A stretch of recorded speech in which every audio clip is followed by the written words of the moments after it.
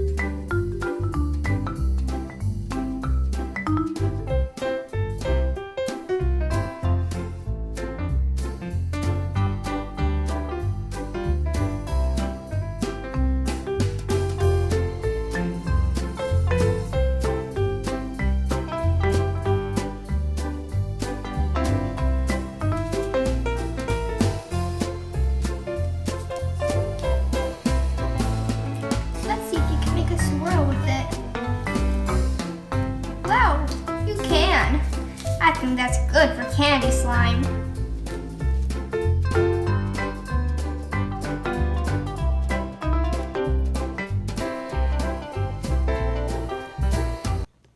So that's how you make edible slime.